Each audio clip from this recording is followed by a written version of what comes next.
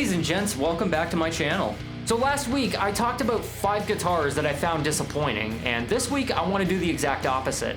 We're going to be going over 5 guitars that I found surprising and that exceeded my expectations.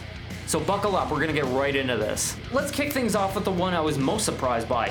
Number 1 is the Gibson Adam Jones Les Paul Standard. Adam Jones, of course, being the guitarist for Tool, which is one of my favorite bands of all time. How I came across one of these guitars is a pure stroke of luck. One of them made its way to my local Long & McQuaid as a B-stock because it had a crack across the top, which you can see in the photo over there. Oh boy, where do I even begin with this one? I'll start with the neck. It's one of the most comfortable Les Paul necks that I've ever played. Its nice rounded profile was very satisfying and it fit my hand like a glove. And two-pneumatic bridges aren't really my go-to, but the one on this one felt really comfortable. And the pickups, although they weren't Adam Jones' signature set, they still sounded pretty damn good. And they still gave you the tonal versatility you'd expect out of a Les Paul Custom. Number 2 is the LTD EC1000 in Gold Andromeda. Now the one thing I see all too often on 24 fret single cuts is that they don't always have the best upper fret access. Hell, even my main guitar isn't perfect in that regard. But this wasn't the case with the EC1000. I was very easily able to reach the upper frets, and it didn't feel very cramped given its scale length. The active pickup sounded pretty good too. Also, it had just the right amount of gloss on the neck. It didn't feel sticky at all, and I was easily able to run my hand up and down, unlike some other guitars that I've played. So moving on to number 3, we have the Epiphone Matt Heafy Origins Les Paul Custom.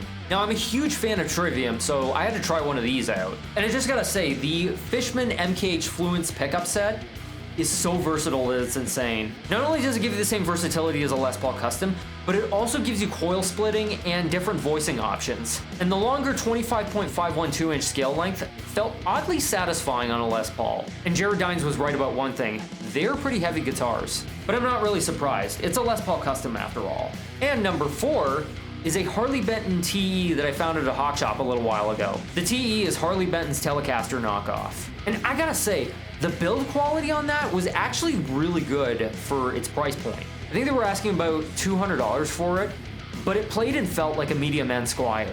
Like if you were to blindfold me and put that guitar in my hands, I would have thought it was either a medium end Squire or an entry-level Fender. It felt that good, and it was almost an impulse buy for me that day. Almost. And last but certainly not least, we have number 5, which I found at the same hawk shop as the Harley Benton TE. This was a PRS CE24 from the early 90s. I think it was either a 91 or a 93, I can't remember exactly. Now, a lot of guys in the PRS community have described the CE24 as a solid, reliable workhorse, and this guitar proved that to a point. And despite how old and roughed up it was, it still played really well. Now, I strongly considered buying this one, but I just couldn't get used to the 5-way rotary switch on it. I prefer the 3-way toggles on the newer ones. And the bird inlays, of course. I'm not dropping that kind of money for dots. Well, there you go. Those are the 5 guitars that I was genuinely surprised with.